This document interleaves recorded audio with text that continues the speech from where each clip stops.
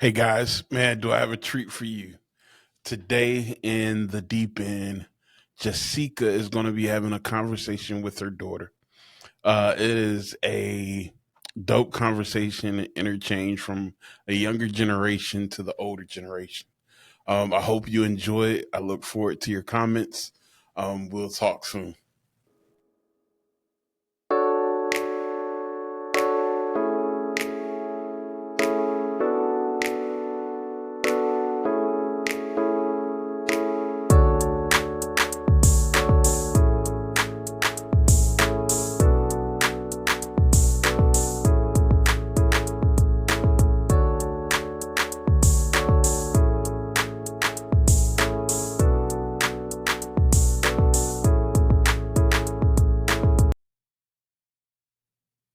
Looking at his wall, and I'm like, Johnny got a lot of rules up in this room. And he's like, "What you mean?" And I'm like, "Rules to live by, rules of money, something about house rules or something over here." So he was like, "Oh, that'll be a good topic, like rules. Like, do we need so many rules?" And like talk about how like rules that we had growing up, or I had growing up, or you had different rules that we did, and like just talking about rules, and how that affects us, people, relationships, whatever. Yeah. So do we need rules? Is that like the first Do question? we need so many rules?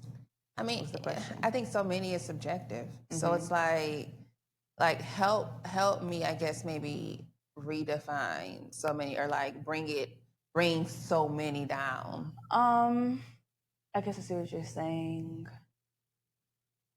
Because I mean, like, definitely, I'm a person who believes in structure. I'm a person who believes in rules. We have rules for reasons. And of course, as a kid, it's like you don't always understand or Rules are care. everything. Right, Literally. exactly. Like, rules are literally like your life as a kid. And it's almost as if, like, you don't even get much conversation. You just get instruction to follow a rule or punishment when you did don't, not. right. So I can't understand, like, from a child's perspective, and we've all been, in that position where it's like, oh my God, rules, rules, rules. But as a parent, and I'm sure what our parents are trying to explain to us, like, it ain't just my house. Once you get into the real world or whatever, as an adult, there is a buku mo rules. That's just life.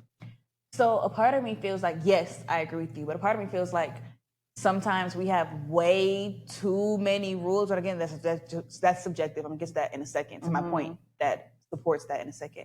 We have way too many rules that we have no. Sometimes, like I feel like human nature is to break it when we have too many restrictions. So what I'm thinking of is like going to a different country and like when we're in the DR and we're driving wherever with the taxi. What was his name? Do you remember his name? I don't remember. Okay, but our taxi driver, our nice chauffeur guy. for the weekend. Yeah. And the way that they drive, and we're always saying like, oh, they drive crazy here.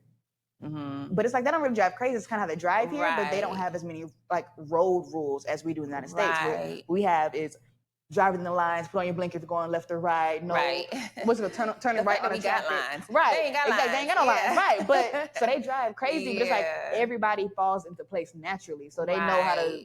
They seem like they use their common sense because they're not dependent on the rules that we have with driving. Yeah. So I hear what you're saying, and I hear that to say, or I interpret that as there are written and unwritten, or spoken and unspoken rules. So like using the driving. So like I just said, like there's we have lines here, to draw a clear distinction of what is your side of the lane and then what's my side of the lane. So I'm gonna use that and say that is a written rule or spoken rule. But then when you go to other countries, their unspoken rule is it's still, this is my side of the road and this is yours, but I don't need something so, I guess, direct to get me to understand that. Right. So why are we as direct? Maybe I guess could be a question when it comes to subjectivity of the how so many. Maybe it's like, why do we have to have so many spoken? Maybe rules? Because there's more people here. So I think about like with my kids at Boys and Girls Club. If I have 5 kids, we're not doing nothing. I don't care what y'all do because y'all are less likely to get into trouble or to hurt each other when there's only a couple of us here. However, when I have all 18, I'm like, okay, no, we are sitting down. We need to do our question. We need to do this. Like, I have to have more structure because they are more likely to get into an argument or to get into a fight or whatever. So maybe that could be the reason why we have so many spoken rules, whereas they can live comfortably with the unspoken so rules. not to kind of like do what I do and get down and into the weeds of things and like definitions and stuff like that, but what you're saying implies that the number, the quantity of something determines I guess how direct, how overt a rule is. And then if that is the implication, why do you think the written rule or the spoken rule is based on how many? So just like what you just said with your Boys and Girls Club kids, why is it that 12 kids versus 5 creates chaos to the point that I have to go over rules? Okay, I have a thought. You might have to walk with me here, but it's related to culture and size. Okay. So remember how I was talking about yesterday about how in America we can have whatever we want, however we want it. Right. So All the everybody has an opinion, and Yeah. all of those conflicting opinions causes chaos. Because I'm gonna disagree with you on what you say, or I think maybe hitting you is acceptable, but I don't like that you hit me, so I'm gonna hit you back, and now we're fighting. So because there's so many opinions, I have to say, no, y'all need to sit down in y'all seats, and that's the rule. Whereas if it were 5 people, 5 kids, it's kind of like, at least it depends on who it is. But if it's 5 of my girls, y'all not gonna fight each other, so I can kind of relax a little bit. That's so interesting because I hear stuff and I go off on so many tangents. So that's exactly like the principle in what you're saying is exactly what I feel about social media. Okay. Right. And the access that you all have to so many people, so many cultures, so many opinions. You're not designed to have all that. And what it does is it confuses things. It really does. Yeah, because when I was coming up and we did not have that, I was on the cusp of this, technological age. We just knew our community.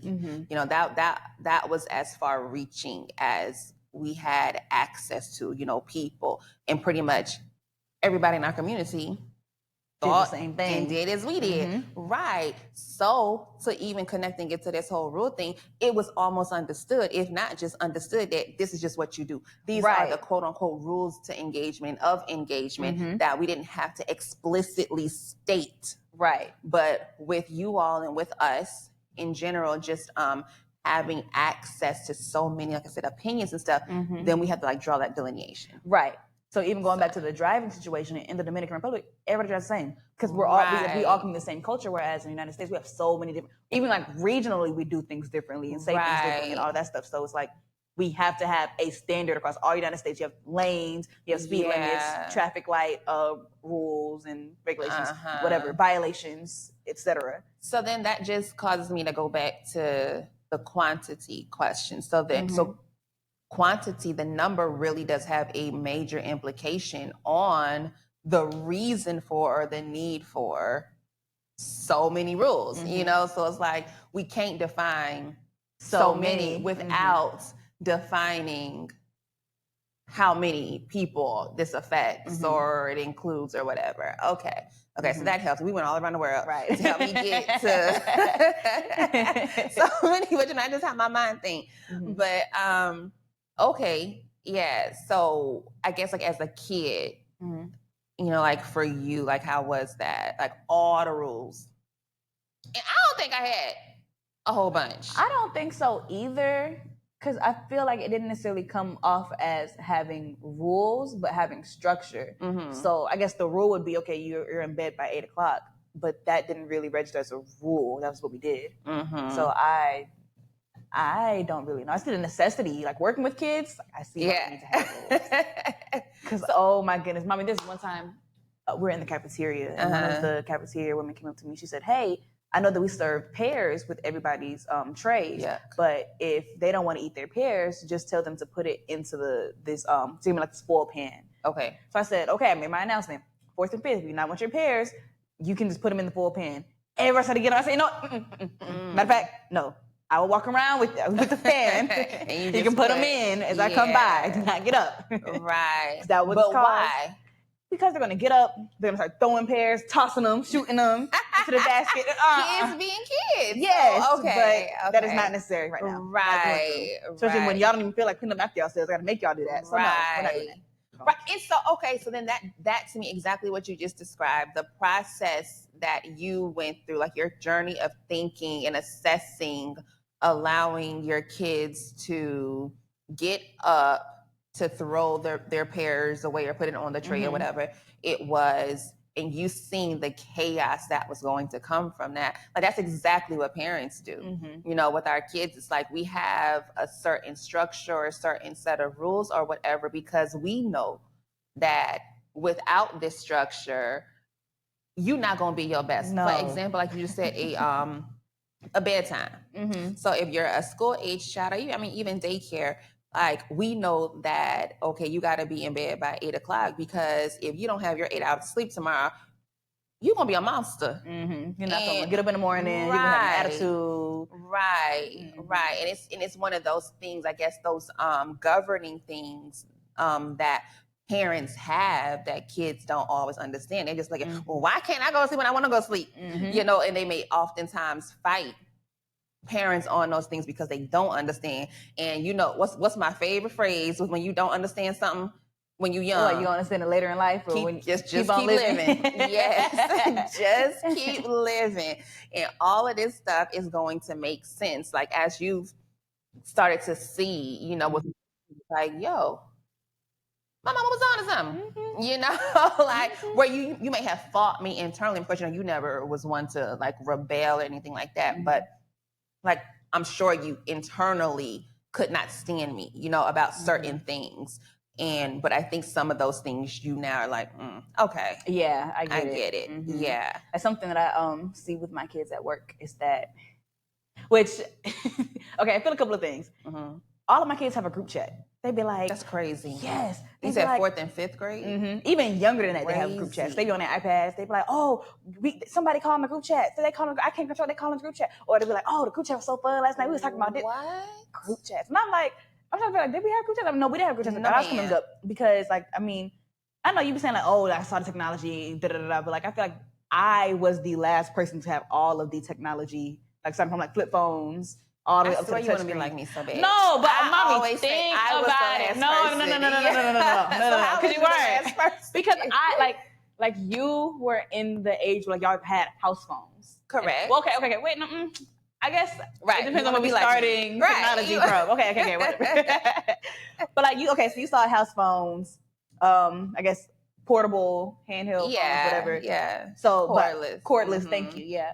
But like I feel like, especially with me having a phone so young, I was kind of in that same era as you. Like we had the same phone. So you're equating your, I'll say, technological evolution to mine.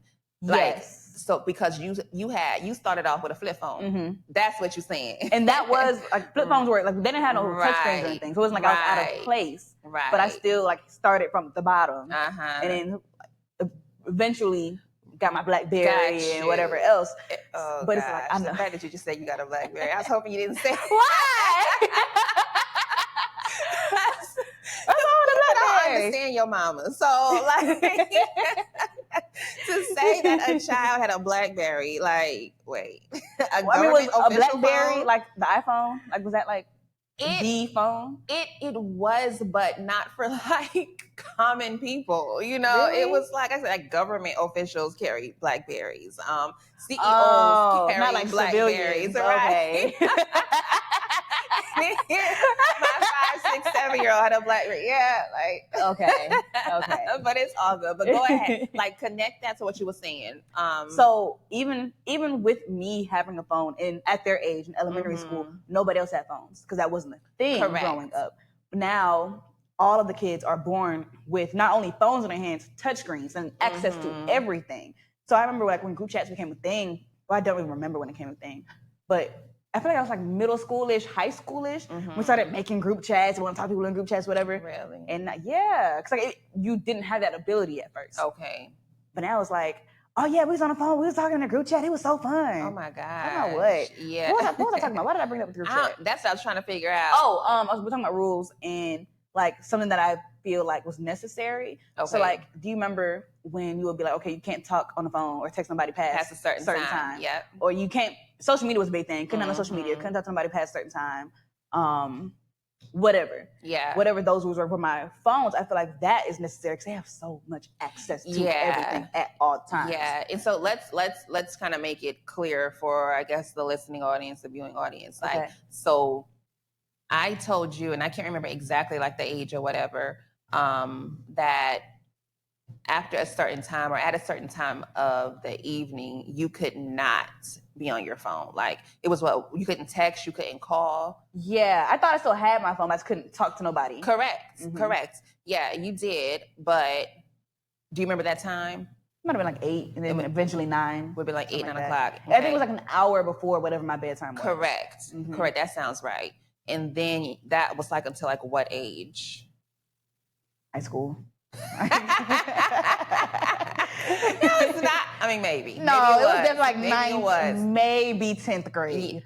Stop it. 10th grade is like extreme, but it was later. That's extreme. Because I remember saying that you could not have social media until like, I think it was like 15, 16. I didn't get like social media, so I was like, so I was the junior. Yeah. So yeah. Right. And of course, I know that was odd for your demographic because all of your people had, what was it, the Snapchat? Kick was a thing. I missed out on the whole Kick era. Yes, Kick was middle school. I missed out. And I be feeling... You ain't missed nothing.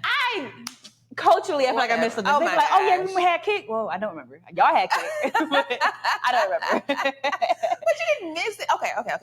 I'm not going to belittle your experience. Okay. So you feel like you missed something. I don't think you did. And it probably was, what I'm missing out on is like the I guess the memory of being on Kick and talking to people on Kick. I mean, like Kick was just like a messenger app. Oh, was it? Okay. I don't know. Yeah. But people would refer back to Kick and like Uvu and a couple of other messaging apps. It's the same thing as your iMessage or your text message. But I think I also had maybe like a video call feature where phones didn't have video calls unless you had if you didn't have an iPhone, you couldn't FaceTime. Okay. So I think a lot of people had apps that supported like a video call situation. Right.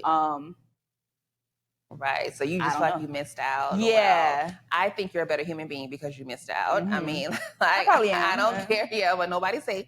Like, and that to me was because that rule, that restriction, that boundary to me was in the same capacity of why I didn't allow you to listen to rap and stuff, growing up. It's like I took a lot of ownership and pride in being a mother, being your mother, and knowing that I am raising a queen. I'm raising an adult. And so, like I always say, we don't raise children, we raise adults.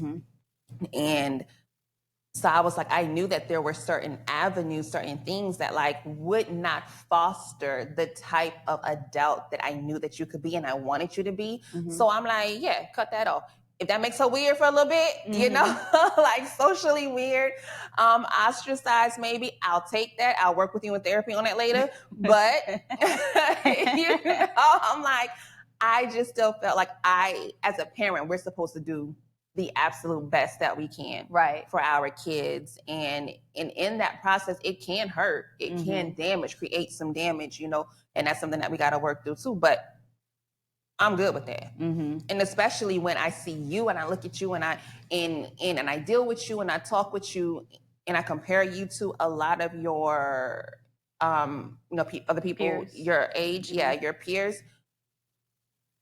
I mean, I'm going to toot my horn. I be like, y'all parents should have did something wrong with y'all. But, so I digress. But yeah, why was I saying that?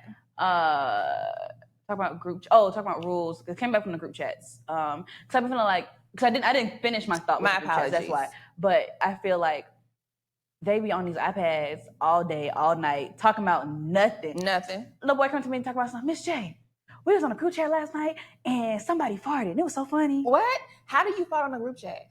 I mean, just like you on FaceTime. And it's a group FaceTime Oh, so now. the group chat is a FaceTime. So you have your group chat you can text in, but now there's a capability we can FaceTime everybody in a group chat. Wow. So now you'll be on a group call, like a Zoom conference situation on FaceTime with the Apple. Wow. You need to be on a group chat talking. Yeah. About nothing. Roblox. About nothing. And I don't even understand Roblox. I know it's a name that I hear, but what is it's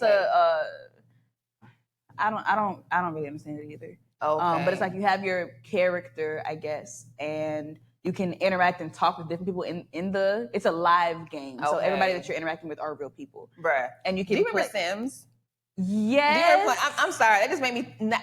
It's totally unrelated, but it just made me think about that and like how addicted I was to that game on the iPhone. And then you became a bit addicted to it, and I used to get so mad at you when you would like use up all my little points of my funds or whatever to do nonsense on the game. I don't remember that. Oh, I do. Yes. Yes. Because I used to be stacking up my coins. I'm like, yes, I'm gonna save.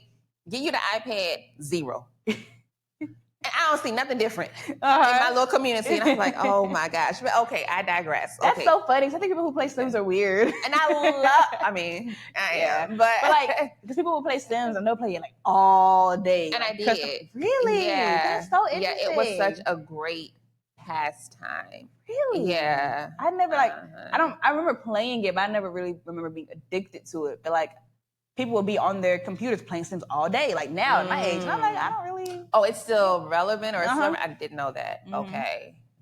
But Roblox. Yeah, I guess you can play little mini games like within it, but it's really like a virtual world. But because you interact with different people, it's like you're really in the world. But they'd be on there all day. That's all I hear about Roblox. My siblings tried to get me to play Roblox, and I was upset because I said, okay, let me make me an account, see what my siblings are talking about. I'm trying to customize my character. Everything costs money. And so I was like, Sims. Oh, I can't like customize my character. Noah's going to say something. Okay, you just have to pay 99 cents to get some Robux. And I said, oh, no. I do not want to play this no more. Don't ask me for no money. Game. Yes. So is it like legit money that you have to pay? You have to pay money to the app so you can have whatever their currency is. And that was Robux in the app. And then you can spend that money on. So there's no way to say, because I think, if I remember correctly, like with Sims, like if you maybe played it for so long or something like that, you earned if you can money. I'm sure there's a way. I hope there's a way. Okay. But my sister's first reaction was, "Oh, spend your money."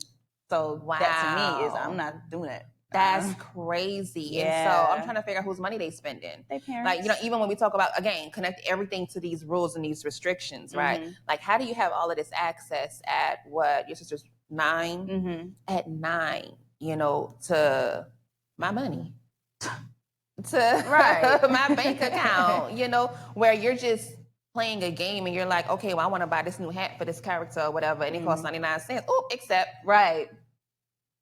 So, like, would you think that there should be some sort of restriction on that? And then what would restricting look like?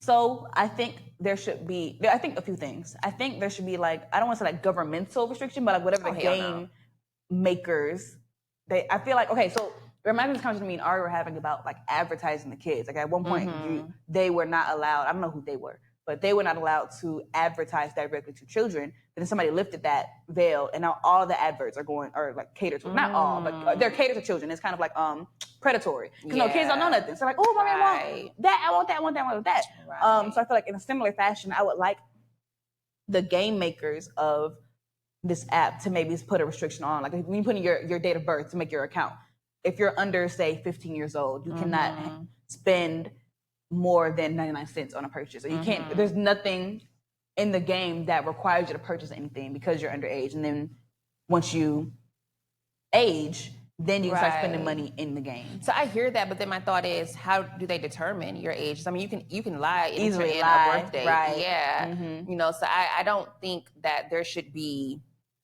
any outside of my home governing, authority. I think that should be strictly on the parents. And that was my next point. Okay. I think you shouldn't have no access to my credit cards. Right. Or like even like I know on my phone or on all phones, your cards, you can autofill your card information, which is so helpful for me. But if you got little kids who want to spend their money on Robux, they can just click the button and autofill.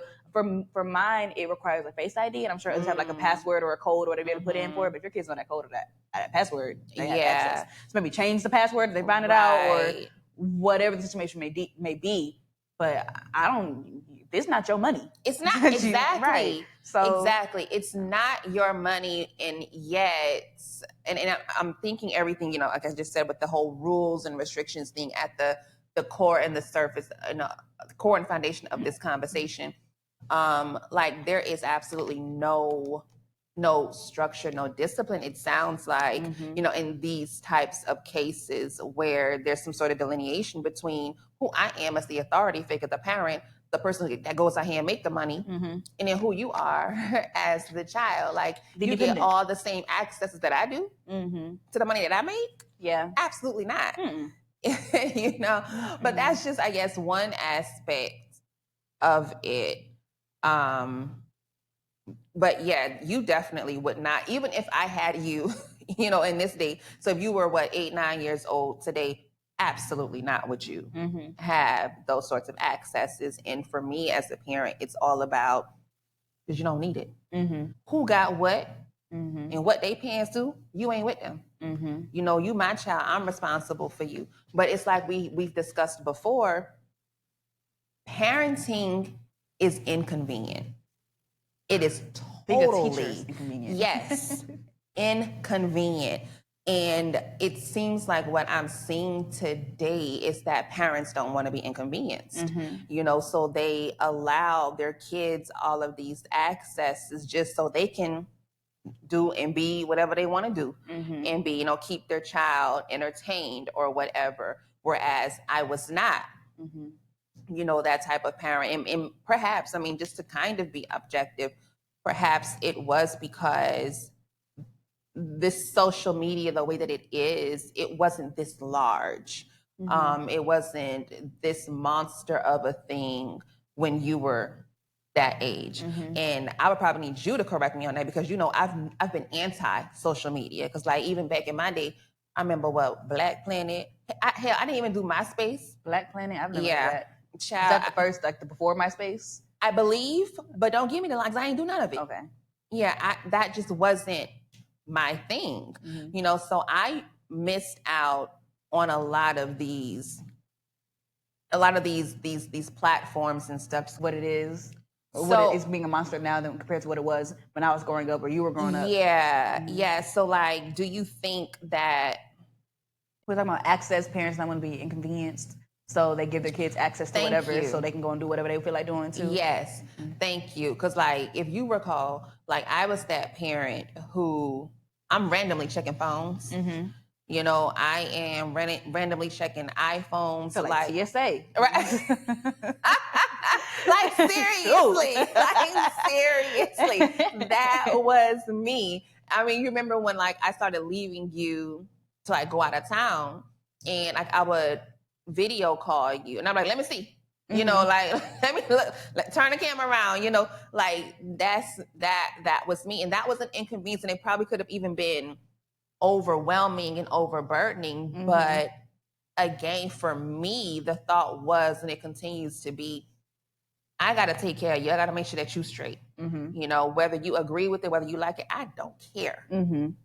It's not, to me, it's not about you as a child's agreements, or satisfaction with it. It is about me making sure, ensuring your safety. Now, why did you smirk? Because I had a thought about, because I understand what you're saying. I have a couple of thoughts, so walk with me. A part of me feels like you were so heavily involved also because you were so young. So you had the energy to be super duper involved. Whereas that's people probably who your age, you have a 7-year-old. My age at 7-year-olds, I don't feel like being super involved. I have to, because that's my job. But so I think that, and then I also think about, so me and Jordan had watched Project X the other day. I love that. It's my favorite movie. Yeah. And it was like, I feel like a part of me feels like having that. And you spent my money on that while we talking about this. Yes, having access.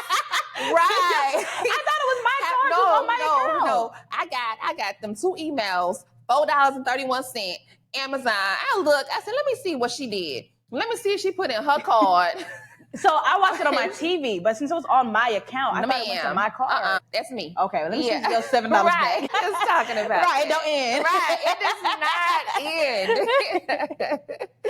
But right. so because I just watched it, I remember like the storyline, the plot.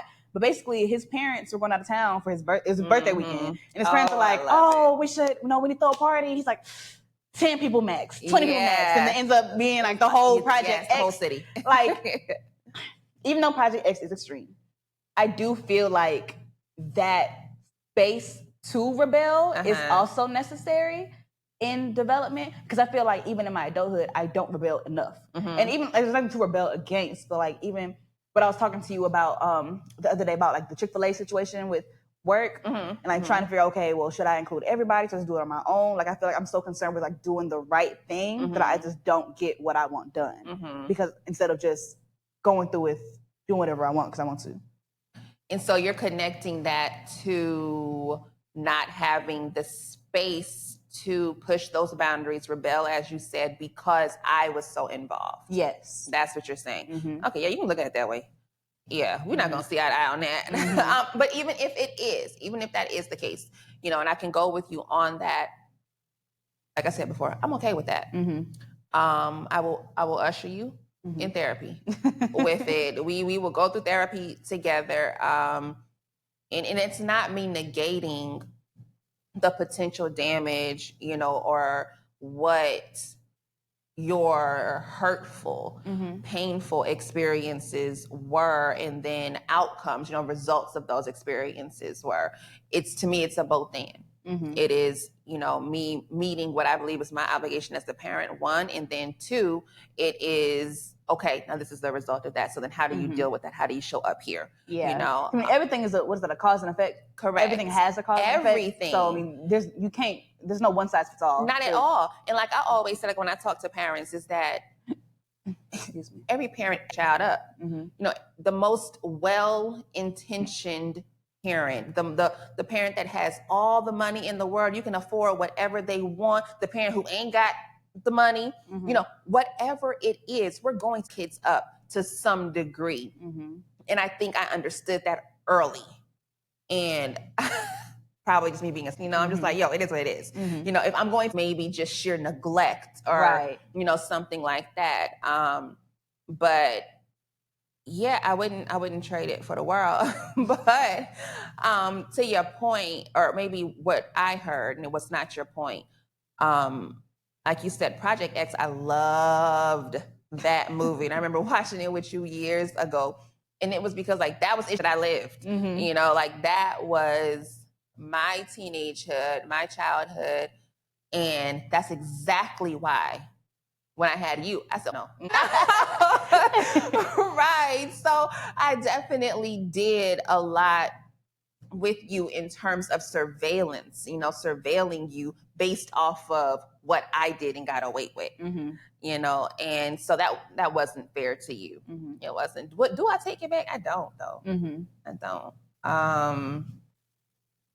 Now, the part that I will say I do take back is you did not need that type of surveillance. Oh, no, I didn't. Right, right. So I regret not seeing you for just the child that you were and dealing with you at that level. Like I dealt with you according to who and how I was.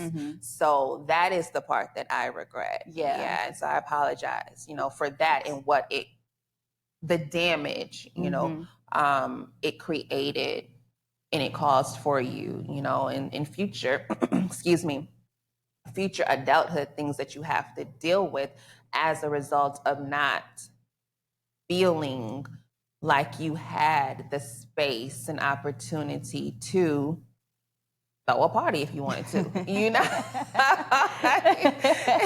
Yeah, because I remember there was this, and I think I've told you this story. There was this this party that this guy was throwing. I think I was like maybe a freshman or sophomore in high school. And me and Princess, you know, it's always me and Princess. Whenever it's some mess, it's right? always Whenever being it's some princess. mess, right? It's being princess. But we had devised this plan, and we was gonna go, and I was like, yeah, my grandma is not gonna let me go because. So we knew that his parents, the guy who was throwing the party, his parents were out of town. Mm-hmm. And I was like, yeah, she ain't gonna let me go. Mm-hmm. So we devised this plan where we were gonna have grandma call the number that we gave her, which was his house, and speak to his dad. Mm-hmm. Yeah, because grandma knew. Their parents. Yeah. Okay. They family. And so we did that. Who grandma actually ended up speaking to and talking to was a guy himself, the young man who was throwing a party. Right? so he was acting like he was his dad and stuff. And she felt so much comfort, after talking to him. Was like, oh, okay, yes. You can go to this party. Child, me and Princess was like, oh, it's on. Mm-hmm. It's on. And so yeah, she drops me off to the party because grandma, and this is where I get it from. We are timely people, baby. Mm-hmm. Like you say 7:00 is a party, we're gonna be there at 7:00. Mm-hmm. And so of course I'm the first one there. That's lame. It was so lame. But it works out for the story. Correct. Yeah. Correct. I had to do it. I had to play that part. I had to be lame because I couldn't let on that this is a party. Right, ain't no adults here, Mm-hmm. But yeah, we went through that and had a ball. So it's like experiences like that, and even opportunities to create, to be devious. Mm-hmm. I did rob you Mm-hmm. of that because I feel like can't nobody run no game on me because I don't run it all, and that's how I approached things with you, so I'm like, oh no, I remember being at the payphones and calling somebody. You don't even know what a payphone is. That's crazy. I mean, I know what a payphone is, but like crazy. I laugh because like I feel like the lack of access to your child or parent, even when they're away, also gave children that space to do whatever they want to do. So for example, when you said like, you would call me and be like, okay, show me the house. Yeah, video call. There was no such thing. Right. Yes. Or we had ADT or something with like video cameras in the front. You could audio us in, intercom us in. What y'all doing? Right. Right. Whereas y'all didn't have that access. So I think about that. I think about that when we talk about like needing, or not we, but like children talk about needing their phones in school. Because I don't necessarily agree with kids having phones in school just because of all the school shootings. But I also feel like y'all are at school. Y'all don't need to be on your phones anyways. Wait, you said you don't agree with them having their phones because of the No, school I do agree with them having their phones Got to a certain extent because of school shootings. Yes. So they should have access to their parents should there be a school shooter, which is what the time that we're in now. However, I wonder, like, I feel like because we have, help me with this. I feel like because we have access, I feel like that access kind of causes anxiety, whereas I'm sure back in your day, you were just sent to school and then rode the bus home, or however you got home. That just happened. Or, for example, you would tell me, don't get in the car with nobody unless I told you that I sent them. Right. Or if somebody was picking me up, you would send me a text, hey, so-and-so's picking you up from school today, whatever. Whereas I feel like okay, walk with me. I have a couple of thoughts. Okay. I feel like because we didn't have so much individual access, we had to rely on our community, or y'all had to rely on y'all's community a little bit more. So, for example, if you were going to school and Nana dropped you off, but then you see that grandma is there to pick you up, well, you knew, okay, well, I'm probably going to grandma's house. I'll just get into the car with grandma and then figure it out from there because that was part of your community. Whereas now, or I guess not now, but at my age, you were like, okay, well, I'll send you a text if somebody's going to come pick you up. So that kind of reduces the, I guess maybe the reliance on that community or that the way that it was when you were, help me with that. I can do you kind follow of what I'm trying to understand say? what you're saying, but I do think we need to refine it some more. Okay. So, yes, like the whole premise that you would be in school and I would send you a text if something were to change in terms of like your transportation home is wild. From where I come from, and so that speaks exactly to what it is that I think you're saying with technology and whatever it's done with us versus me in several others, we just kind of figured it out. Right. So say, for example, you at work, car breakdown, and it's 3:00 to go pick up your child, and your child is out there waiting to figure out, when's my mom coming, and then auntie comes. So let me just go ahead and jump in the car with auntie, and then we'll figure it out when I get to auntie house.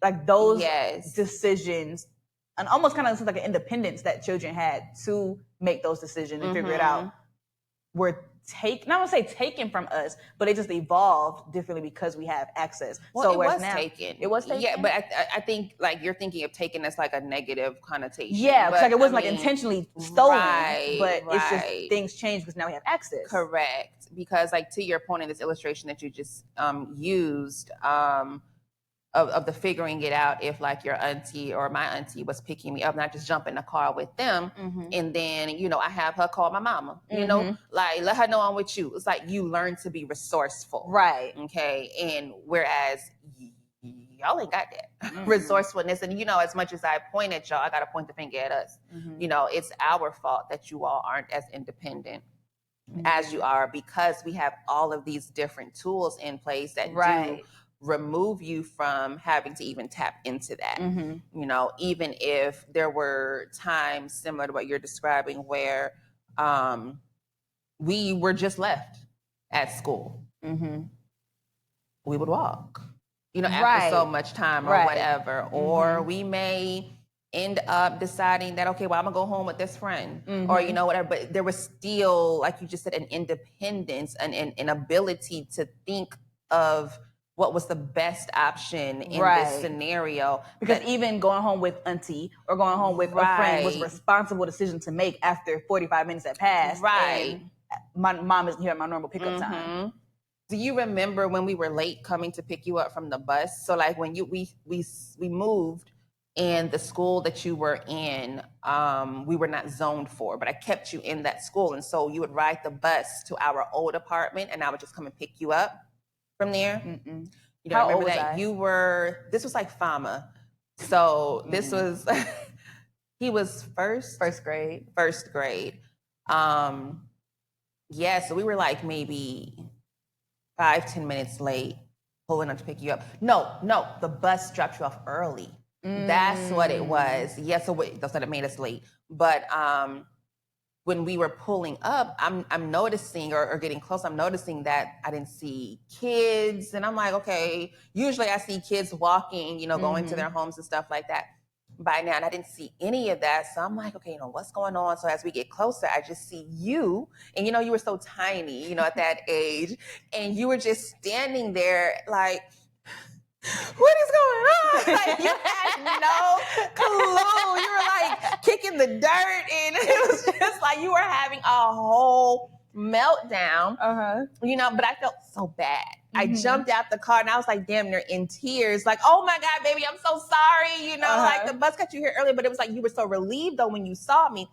But I mean, first grade, because you started school early, so you were still 5. Yeah.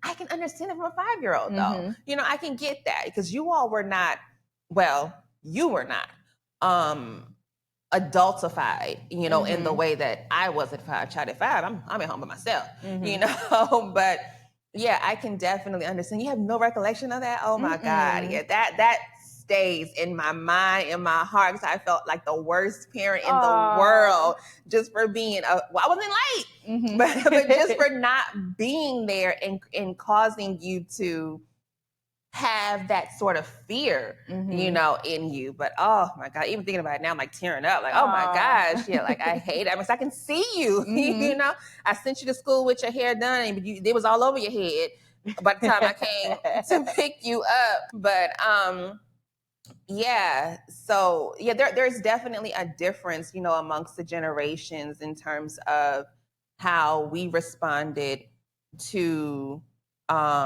rules, or really probably lack of.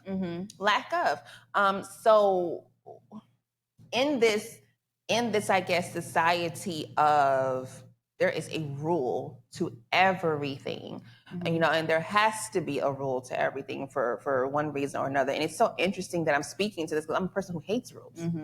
it's like I hate him, but I don't. We have an interesting relationship. Yeah. Like I'm a person that I love to break rules. So maybe that's why I like rules. I want to see if I Because it can gives you break something to them. break, right? Yeah, maybe that's it. Yeah. Okay, but yeah, so this society where, like I said, there's a rule for everything, yet we grew up where we didn't have all those rules. Like, which is better? Like, can we say that one is better over the other? As far as that's a difficult conversation because I want to say the way that you grew up was better because, but it wasn't necessarily about the rules, about the access to information that y'all didn't have. But I think to be established that early on, though, like the access is equivalent right now to amount of people, the quantities. So because there's so much access, you need to restrict or put restrictions on. Yes. Because like we said earlier, we're not supposed to have that much access to everything We're not. all at one time. But then two, like you were saying, y'all had a sense of independence and responsibility at a younger age. So you were saying at 5, whether it was intentional or not, which I doubt it was intentional, you were left at home by yourself. Right. Which I can imagine no 5-year-old left alone by themselves. Yeah. But you were able to, I'm sure, feed yourself and not kill yourself. And not open the door and whatever. Right. So we learned how to do that. Exactly. Right. I feel like because we have so much access to everything and there are so many rules, at least what I see from my kids, they don't know how to think outside of the rules that they were given, which to me is a problem because you got to learn how to be creative and how to think outside of the box. So I would say from that standpoint, y'all's generation was better. Because even when I give my students an activity that with vague rules, sometimes I do that on purpose to make them think, well, I don't know what to do. And then they just sit there. Right. And I'm having to encourage them, okay, what do you think about this? Or how do you think about this? Or how would you put this together? I'm trying to get them those juices flowing. But at first glance, because there are no guidelines, they will just not do anything. Wow. And I think that reminds me of the experience you shared with me about you were trying to figure out how do you teach kids how to play. Yes. You remember that? Yeah. Like walk me through that again.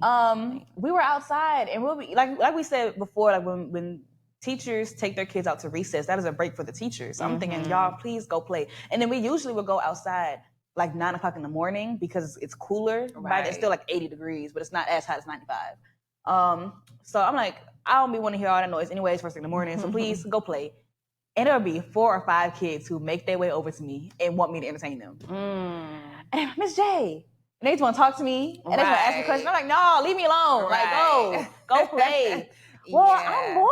I'm like, y'all, this playground here, this playground there, this swing set over here. Like, y'all can do something. Right. But they just don't know. Like, I feel like me and Kels or me and whatever friend, we will make up games and just make up rules as we go. Yeah. And just play and figure it out. Like, playing was a big deal. But they don't, because they don't play, they don't know how to just imagine something and then do that. Yeah, and I hear it more than because they don't know how to play. I think they don't know how to play because so playing, I believe, at the root of that involves like imagination, it involves creativity, it involves ingenuity, it involves like you just said, thinking out of the box. Well, in a world where everything is done for you, you know, even the thinking, you know, it's done for you. Like we discussed, these children have phones, you know, incredibly high-tech phones, you know, at 5, 6, 7, 8. They got unlimited data. Right. You know, like all of this access, they don't have to even deal with what I'll call the creativity of when I was coming up, we had free first minute of a phone call before a certain time or at a certain time of the day. And so like if somebody was calling you, you had to tell them like, yo, this is my free minute. Hurry up and say something. And then you hang up. Because after that minute, it starts to charge you like X amount cents per minute. And so you went through that, but it caused you, it created, I'm gonna still say ingenuity, you know, because you have to get to the point. Get to the point, yes, or call back and keep on saying it and call back, you know, whatever that was. It was like, yeah, because we were, or that's not what the word I was going to use was we were restricted. But I don't think I want to use it. I'll say because we didn't have as much access. Yeah, it allowed us to be more creative in how we went about just even basic things like calling somebody on the phone. And so I think in absence of micro experiences like that obviously we don't see anymore, we have created a generation and will continue to create generations of people who don't know how to respond in whatever given situation. Like if it's not something that is thought out for them, they don't know what to do. If there aren't clear cut instructions, they don't know how to think about it. Right. You know, and that's scary. So I can see, like, going back to my question of like which is better, I would definitely choose my upbringing over yours, because I feel like I was the last. My generation was the last of the greats. The greats, yeah. You, not you personally, but your generation and going for y'all suck. Y'all suck. I feel like there's a window. Okay. Because you cannot lump in all Gen Z together. It's all y'all. No. You got 2000. I'll be generous and say it's 2004, and that is being generous. So just We're the last. Yes. That's it. Or I don't know when Gen Z starts, but yeah, up until 2004, and that is me being generous. That is the last. No, that is the last of the last of the last. Of you the last. suck too. Like even with the awesome parent that you had me. Some of the stuff you come to me with, I'd be like, bruh. Like what? And I can't really think of anything right now. I know. You know you have that reaction. Yeah, I just remember calling Duran being like, I don't see how she don't see this. You know, but yeah, I have to, I guess, come up with that and tell you. But I mean, is that generational, or is that just the point of my development? Is that to me being 22, 23? Is that you being 23? 22, 23. Oh, like got you.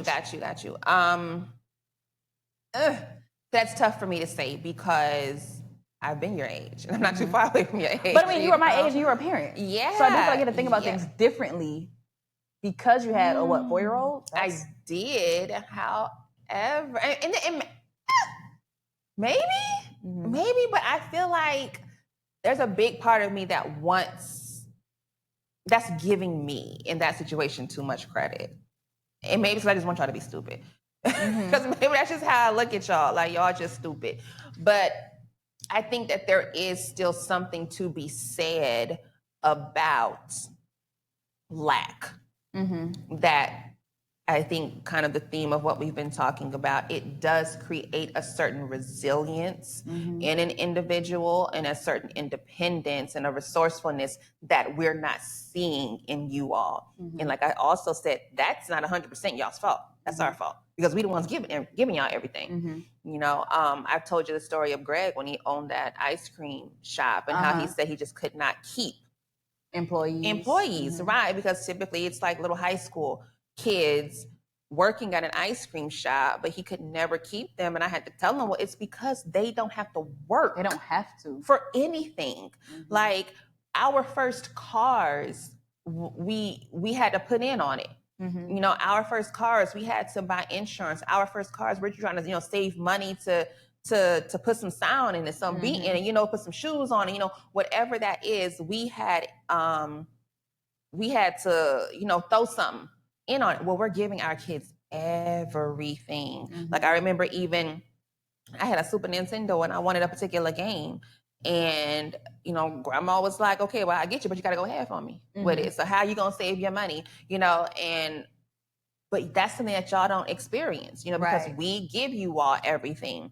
And I think even with you, like, we gave you a lot of money, I think. You know? I was definitely balling. Yeah, I definitely was. Right. I definitely was. In terms of like your allowance, I mean, and of course I didn't give you allowance unless I allow you to live here. In my house. Yes. My water. Use my electricity. Right. So I don't believe in allowances, but like birthdays and dance recitals, and like accomplishments like that. Correct. So do you see how, or do you believe that you had a similar type of upbringing to what I'm describing I had in having to pay your dues, maybe? Similar, but still different because I didn't have to use my own money to pay for something. So I feel like my working for it was being a good kid, following the rules, being respectful, getting good grades, whatever. That was my working for it, and I would earn it that way. And whereas I feel like you're describing, you're literally having to go to work and save each of your checks to put towards this game or whatever it is you wanted. So yes, because I mean, if I got a bad grade or if I didn't do something right, everything's getting taken away. So yes, but no, because I didn't really have to pay anything. Yeah. So what that's now causing me to think about is what you said several minutes ago, and it was something to the effect of you being so focused on like doing the right thing. Do you think maybe that's tied to because of how you were or how I reinforced or how I celebrated it doing the right thing, such as the grades? So when you got good grades, you know, it was all this money or whatever versus when you did not. So did that somehow also, not somehow, did that indirectly or directly teach you that I gotta always be this type of person, this good person, because this good person gets praise and recognition? And what I'll also say is, like we said earlier, I wasn't a child that really needed like to be punished for anyways, but when you did, it was always to the extreme. So I feel like the stakes were much higher for me to be in trouble than they were for me to do good. So I feel like being good was like neutral because I was always a good person anyways. But then like whenever I did something wrong, it was like I'm going to hell and back. Like so like it was so extreme. Give me an example of wrong.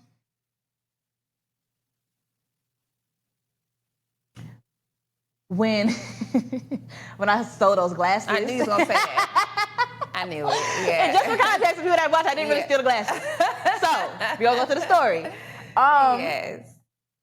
You and Kels both wore glasses, and I was the only one who didn't wear glasses. And I was maybe fourth grade or something, like. I believe so. Yeah. Third or fourth grade. So I'm 7-ish, 8-ish, and I wanted some glasses so bad, and I just didn't need them, so I didn't have any. Well, I'm in the cafeteria. We went to the cafeteria at the end of the day, and that's where they called us for your bus numbers. So say, okay, bus number 371, come line up, and they sat you at your table until your bus is ready to load.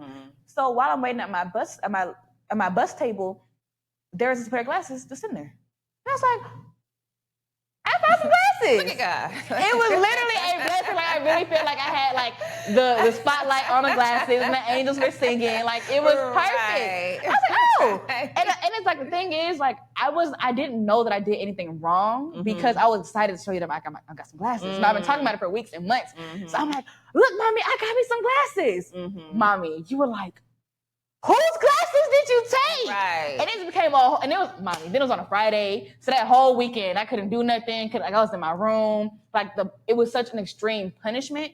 And I didn't even know that I realized that I did anything wrong. So I can understand, I did steal, but the intent behind it was, now you don't have to pay for no glasses because I found some. Right. And then they were left there. So I'm thinking, okay, well, I didn't take them from anybody. I didn't steal out somebody's backpack. They were just right there. So I feel like in that conversation or in that scenario, I could have been dealt with the explanation of this stealing. Correct. So don't do this next time. But I remember you had me on Monday go to the principal.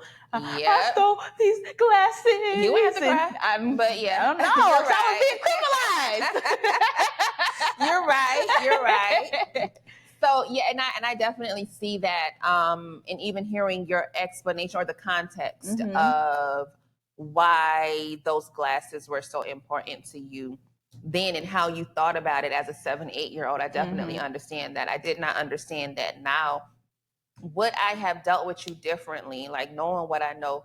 I probably would have. I probably would have just, like you said, talked to you because I understood and understand that you weren't rationalizing it as theft. That's how the adult, rationalize. You take something that doesn't belong to you, that's theft. I ain't raising no thief, you know? And that was what you got in your punishment, in your discipline. But had I taken the time perhaps to just see you for who you were, the child that you were, and realize that she don't steal, you know, so there has to be something else to this. glasses taking thing, you know, that I should actually be more focused on, then yes, I definitely would have dealt with that differently and should have dealt with that differently. And I can see that being an example of something extreme, or when you weren't on, you know, the punishment was extreme. Right. Yeah, I could definitely see that. It was. I apologize for that. Yeah, that sucks. It does. And at the same, I don't know. No, I'm not gonna do that, because when you apologize, just leave it at an apology. Don't give no but. Don't give. I apologize, baby. I apologize for how that caused you to feel then, and then even how how it registers to you now, even reflecting. You know, back on that, I apologize for all of those residual feelings. Yeah, I should have dealt with that a lot better, and I didn't. You did not deserve that. Thank you. So yeah, absolutely, absolutely. Yeah, like I guess just kind of tying all of this into the conversation about rules, like why we have all these rules and are they even necessary? You know, we've dealt with the subjectivity of so many, you know, so I guess like just the last takeaways, like, do you believe that rules are important, they're necessary, they serve a purpose? Within its context, yes. So like I was saying, if I had 5 kids at work versus all 18, I'm on 10. All of my rules, we are doing everything to the T. When it's 5 kids, y'all still can't hit each other. Y'all still can't go outside by yourselves, but I am a little bit more relaxed because there's a little bit of y'all. And it depends on who the kids are, because that plays a part into, they're not gonna hit each other. Or they can be in the game room, they fine.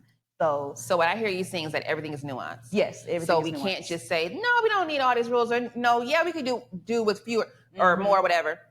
It's nuanced. Yeah, it's nuanced. And I think I agree with that also. Yeah, and I think if we took more of a nuanced approach and understanding to just, you know, restrictions, rules, boundaries, limitations, you know, in general, or maybe overall, I think that we could create more of like relatability to each other if we did that. And then we would also probably find that there's not even as much of a need for certain people like myself to try to break the rules. Right. So yeah, I get that. Okay. Well, yeah, I appreciate that, baby. That was good. This was really good. Yeah. Thanks for chatting.